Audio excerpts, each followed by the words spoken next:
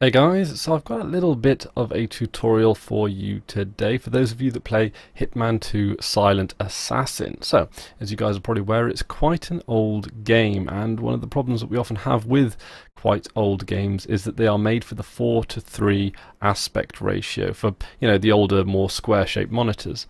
So today I'm just going to show you how you can get Hitman 2 Silent Assassin to play in a modern screen which is 16:9.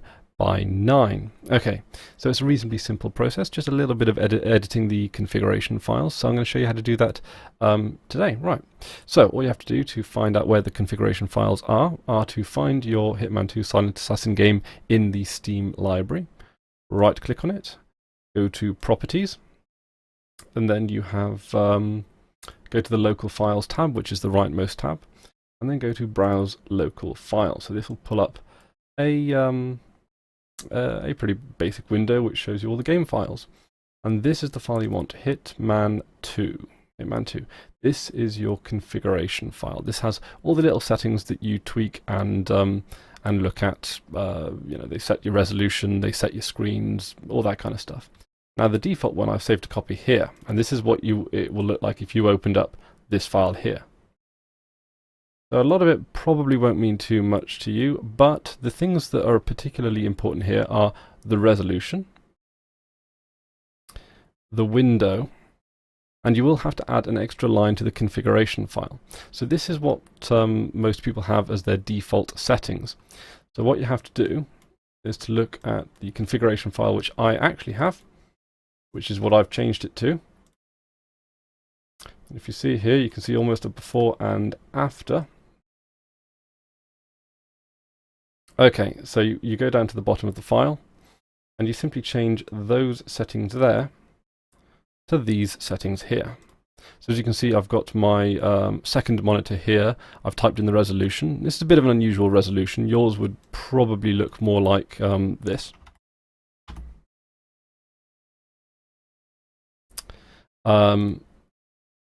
Window, you need to make sure that that's defaulted at 0, but you need to make it 1. The resolution here you will probably want to be your desktop resolution, and then you want to add this line at the bottom, start up at pos 0,0. You need to do it exactly that, so I'll of course put the exact text, the exact changes down in the description below, just so that you don't have any worries about typos or anything like that. The start upper pos 00 simply makes sure that the window, when the game begins, is in the toppermost left part of the screen. That makes sure that the window then expands neatly to fill the rest of the screen. So once you've changed those settings into those ones, obviously your resolution will be presumably a widescreen resolution. It may be something like 1980 by 1080 or something like that. You'll have to obviously check the resolution of your monitor to put the correct ones there. There's nothing that happens that's particularly wrong if you put in incorrect data. You just have a peculiar shaped window, and you can do a bit of trial and error if that's perhaps your preferred style. But anyway, once you've made those particular edits, save the file, and of course it's always good to keep a backup just in case something goes wrong, and then you just simply play the game. And as you can see here, it's launching the game pretty neatly, and it will launch it into a nice 16:9 resolution, as you will see here.